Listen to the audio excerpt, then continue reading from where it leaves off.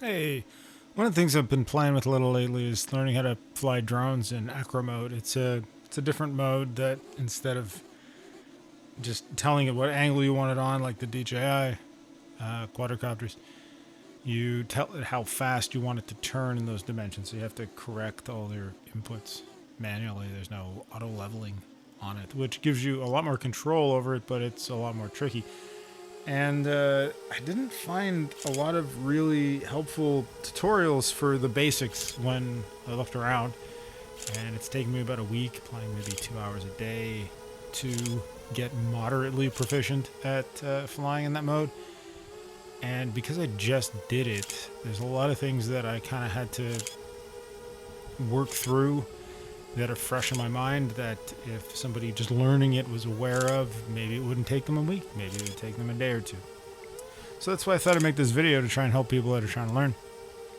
And I wanted to put a shout out there to Mr. Steele and the Rotorag guys and the Flight Test guys for what they're doing. Their channels are awesome and the content's awesome. And if you haven't checked it out, you probably should. Yeah, why don't we wander over into real flight and I can start showing you a few of the things that I realized that helped me a lot in sorting out what was happening with ACRO mode.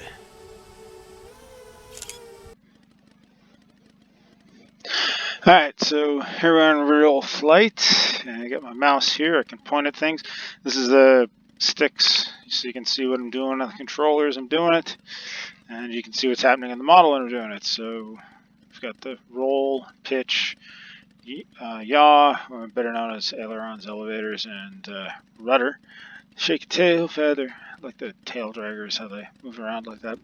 So the thing to realize about airplanes is that their inputs aren't correlated with one another. If I'm doing something in the roll or pitch or whichever dimension, it's not going to affect what changing the throttle does.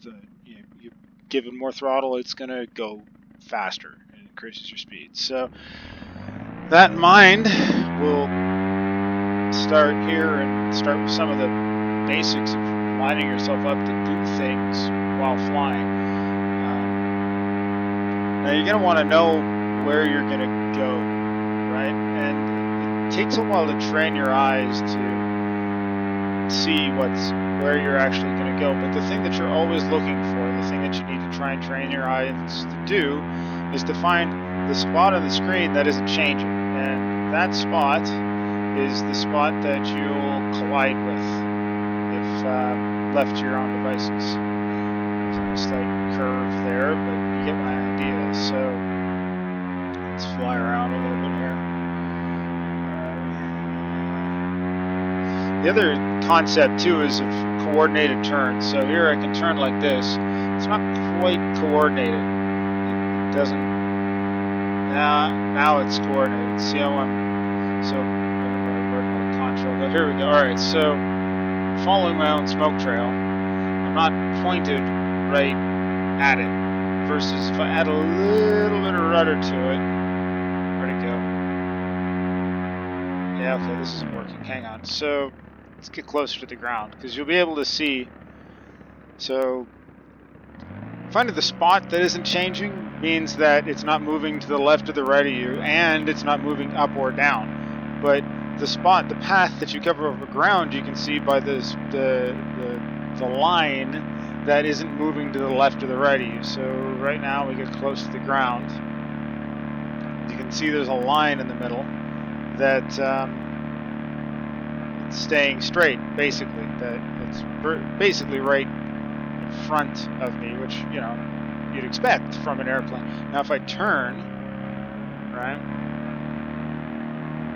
Now there's sort of a curve that you can see that is doing the same thing. It's not passing to the left or the right, but directly underneath.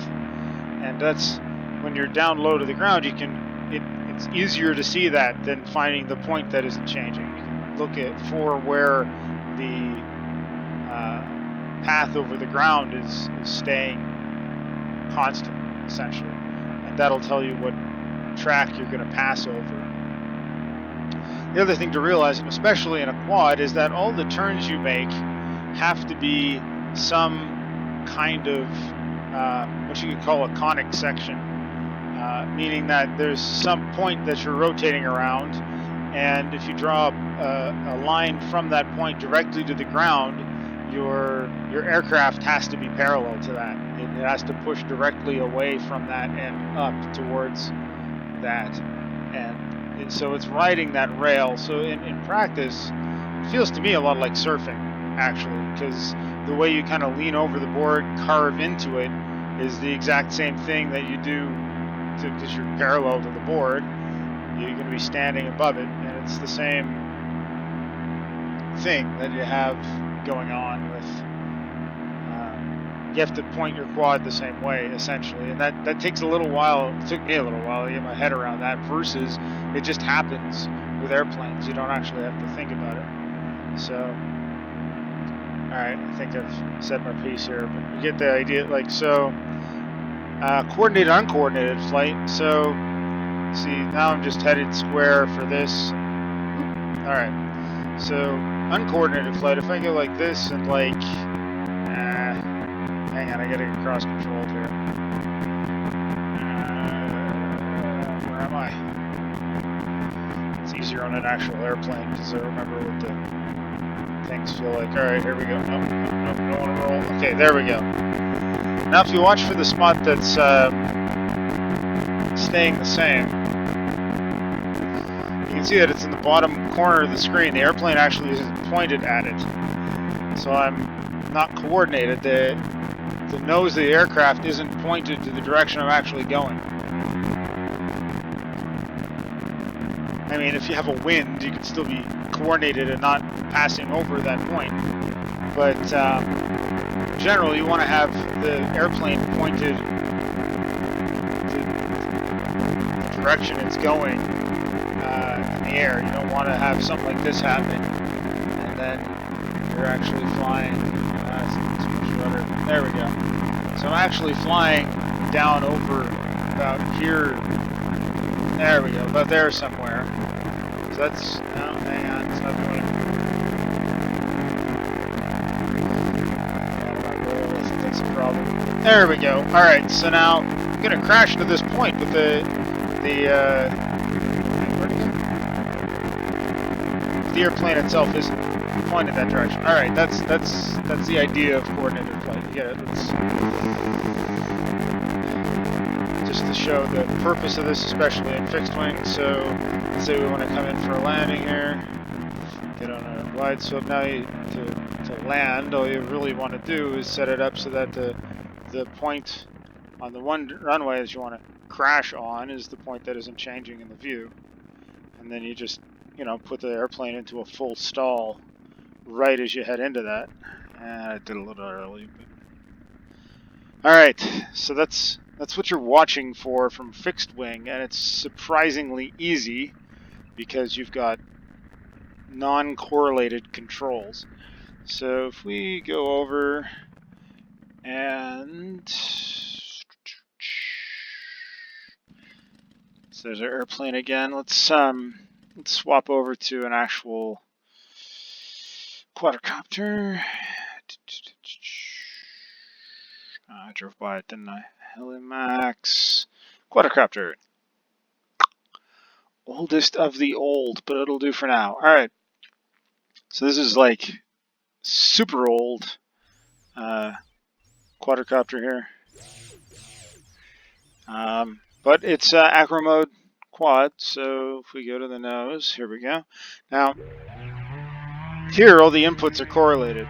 If I'm level, if I go full throttle, it just goes straight up. But now if I angle it forward and hit it, whoa. Alright, if I angle it forward and hit it, now it pushes me forward and up. And if I bank over more, now it's basically just pulling me forward, not changing my altitude. So the trick to flying quads in ACRO mode is to get an understanding of what the different correlations are between the controls and anticipating and knowing what you should do given where the angles, or different, given where the angle that the quad's on, knowing how it's going to react with the different controls. And that really just takes time to learn. I mean, you can't really explain that. You just have to do it. But an awareness of the doing helps a lot. So, but I mean, it's the same drill. If you want to crash into something, you have to make it so that it's not changing in the picture. And then I should crash into pretty much the middle of that tree there. Well, I don't actually want to, but right. So it's the basics of what we're trying to do here.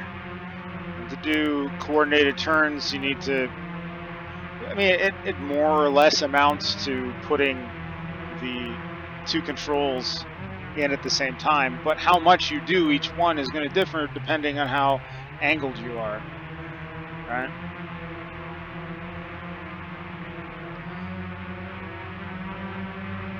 This is nowhere near a coordinated turn now. I got way too much yaw, but now if about there, now it's looking a little more coordinated. So getting a hang for actually visually seeing what a coordinated turn is.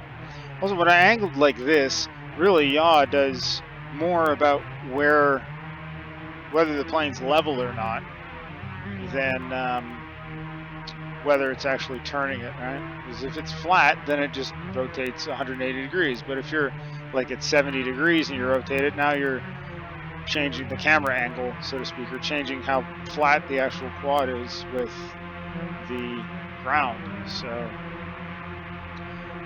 you have to learn how those fit together, and that took me a while to sort of figure out. Because I mean, when you start out, I mean, if you want to change your course, then you just bank it. But now I'm grossly uncoordinated. I'm heading over somewhere past that tree, but I'm not even facing it, right? So you got to try and turn to whichever new angle you've actually turned to by tilting. You need to add some rudder to it to get it to be a coordinated turn. Right. All right. So I think that's the basics that I wanted to cover in real flight here.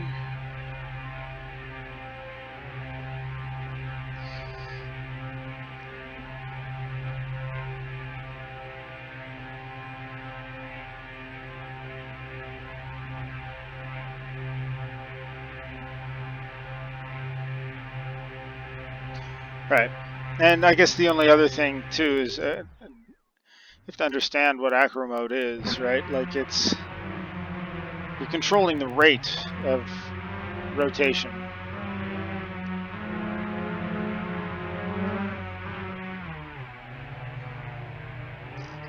You're not actually controlling the angle.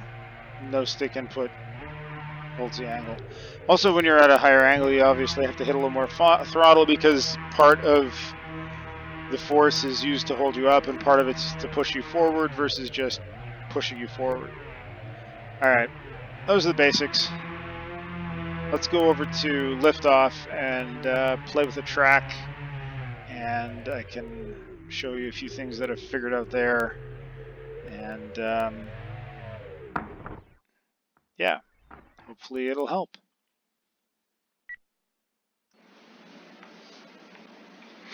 All right, let's play with liftoff a little bit so we can try and bring some of the stuff we were talking about in real flight into action in an actual exciting way. Not that, you know, playing at a model park like that isn't fun, just it isn't quite as action-packed as actually racing these things. One thing you have to appreciate about these two is that, like, a fixed wing generally comes from a fairly underpowered point of view, so you want to try and smooth your turns out and keep your momentum. You know, like something this size, I've seen some people, you know, where they have the 6X packs on. You know, they'll be pulling like 70 amps out of it, and 70 amps at 20 volts is 1400 watts, which is 2 horsepower, and it weighs about a pound, so it's like 2 horsepower a pound. The power to weight ratio is just madness. You know, if my Subaru was, I think it's about 2,800 pounds or so, maybe 25. So that'd be a 5,000 horsepower car to match with it. It's unheard of. So you don't have to worry so much about, smooth turns. You can just turn on a dime and floor it, and it'll instantly be at whatever speed it was, just a totally different direction. So the flying style for fast for these is very different than almost every other aircraft that anyone's flown. So it's part of the drill. The other thing I found too is that, especially when I was starting out, I used a fairly low angle, like 10 degrees, and what that let me do is go a little slower when I was doing things and still see what I was doing not too badly, right? Then things come up on you a little slower. You have some more time to react. You can, okay, where's my vanishing point? Oh, I'm not coordinated. Hang on, turn too hard. Oh god. Okay, I got it. Wait, where is it? There it is. No. Okay, wait, stop. All right. All right. So the thing about that is that it gets a little squirrely on you. So once you get the hang of the basics of that, probably tilting the camera angle up so you can have a little bit more forward speed to you. Alright, let me just fly a little bit and get in a... apparently I can't talk and fly. I've discovered this. I'm nowhere near that point yet, so I have a lot of trouble actually doing this. Liftoff's heads-up display is so much better than the nothing you have with real flight. Yes, this is Dave not being able to talk and fly at the same time. But it lets you see actually what angle the quad's actually at for flying.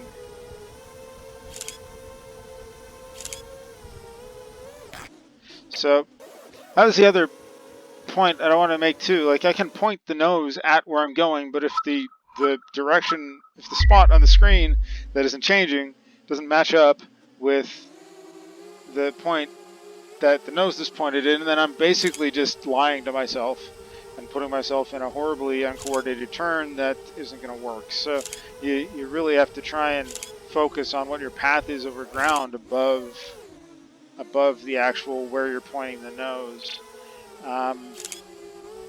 Also, here, I'll show you. Okay, so it helps to, like, you rotate and then you a little bit of yaw will keep things coordinated. Oh god, this is horrible. All right, so there we go. So I pitch. Okay, I roll over. All right, now it's rolled. Then if I add some yaw, now I'm starting to do a turn, but it doesn't quite look right.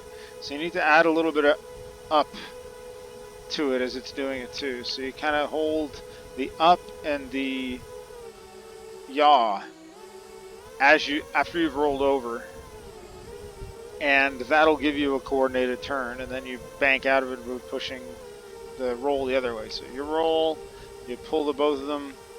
That was horrible. Hang on, let me try doing a good one. All right, there you go. Right? Then you roll out of it.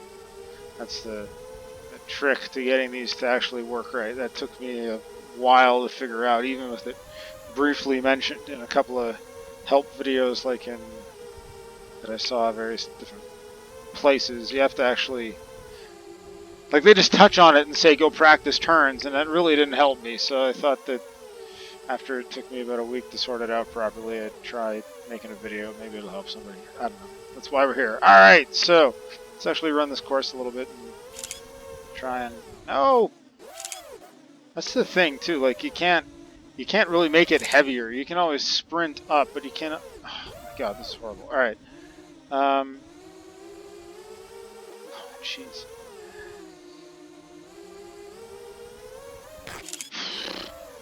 I'm just totally off my game right now. This is completely embarrassing. Alright.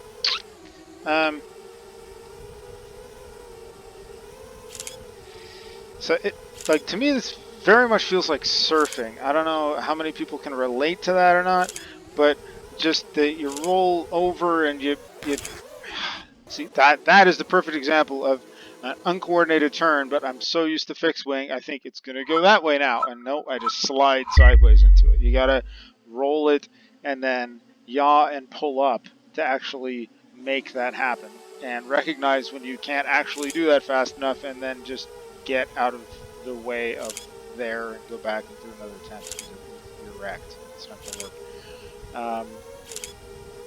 But yeah, it feels so much like surfing to me because you lean over the board, and then to actually turn, what do? You flick your arms and hips around to get the yaw on the board, and then you dig in with the back foot to pull the board up. And it's the exact same thing with this. It's the exact same thing with this. Oh no, messed up. All right, you woo, and there you are, right around. It's the same thing, same algorithm, same. But that only really helps you if you've surfed and know how to surf. So I don't know how many people that's actually gonna help. But not the okay. Yay! Saved it. No death. No death for me. All right. Let's just run this course and try to get things coordinated and looking good. That's the other trick too, is that you don't want, if you want to slow down, you want to bring your nose up, and if you want to speed up, you want to push your nose down. And going uphill and downhill, you don't want to let that screw with what your actual altitude is. So the artificial horizon in here helps a lot for that. Like when I'm going uphill on the gates. Okay, hang on. Let me go back. I'll go back and do this right. Hang on. But yeah, when going uphill in the gates, you want to purposefully push your nose down, and then when you're going downhill, you want to have it up a little bit to actually try and correct for that.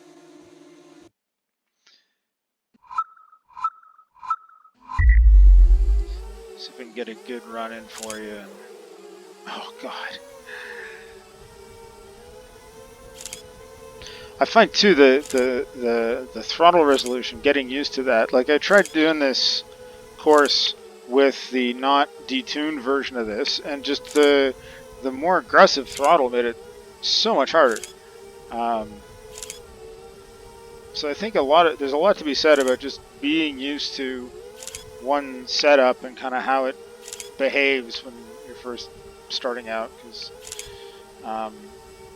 then you develop that muscle memory and you know what's happening with it.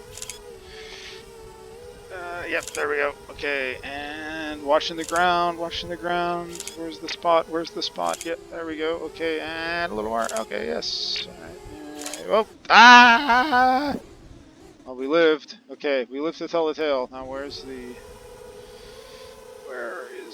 actual thing that I want to go do? You can see all my prior attempts. I'm always bumping into this stuff. And I'm learning, man. What do you want? All right, there we go.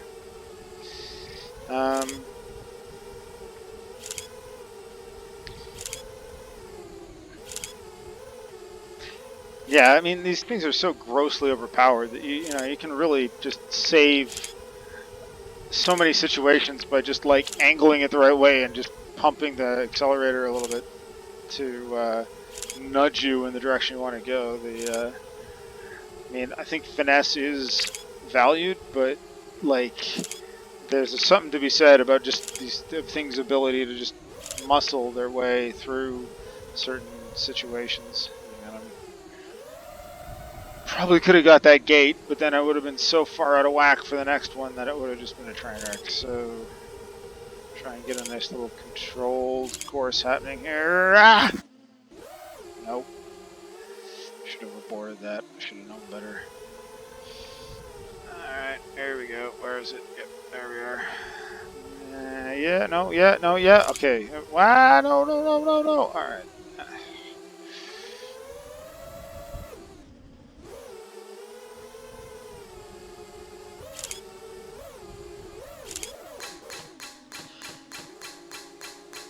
Alright. Yeah, we're dead again. Anyway, there's a lot of crashing with this, but hopefully some of these tips help. And if you're just trying to learn for the first time, because I mean, this was a train wreck for me a week ago, and it's taken a lot of, okay, what's happening here, and fighting through various different things just to try and get the sense for what the controls should feel like and where I want to put my eyes, and to not let the actual little target thing in the middle lull me into thinking that's the direction I'm going. But yeah, there's so much to be said about just watching for that line and where it is, and then making sure it lines up properly for you. And if it's not, doing something about it, but you have to learn from that. Now I screwed this up. You have to learn from the muscle memory of where it is, what the controls are going to do at the different angles for the aircraft, because it's not like fixed wing where it's always the same. If you're pointed straight at the ground, then yaw is basically roll now. It's you have to get used to. Damn it, that. There we go. All right, where am I? Too low. Okay, yeah. There. Now let's get back on the thing. Here we are. Yes. It's the thing with these too is it's so easy to get them to start oscillating around the line, right? Like you're too wide on the one side, so you pinch it and you hit the gate, and now you gotta try and get back to the other. But like sometimes I'll find myself doing the gates, and I'm basically like doing this chicane S-turn thing between them just because I got so far off when I started out, and I never corrected it properly. There we go. See, that's what I was talking about too. Sometimes you can just like jog the throttle the right way and nudge yourself back into the right line. And knowing when you can pull that off and when you can't is, I think, one of those things that you get the hang of, and then once you're really good at this, you just do it, and people that are watching don't even notice you're doing it. It's so fast that you don't even see it. Ah, no! No, I want to live! I want to live! Alright, let's line this up. Hey, pardon my French.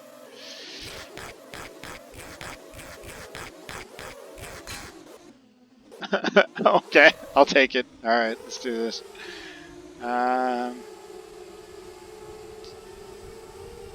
I think I'm running out of interesting things to say. I think it's going to happen. Maybe I'll just finish this lap, or this course, or whatever, and... Alright, here we go.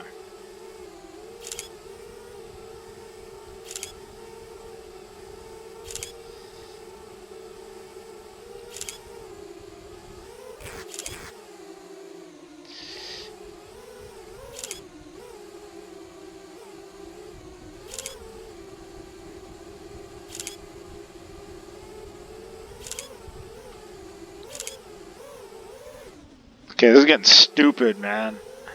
Just the crazy kind of stupidness that's happening to make this work.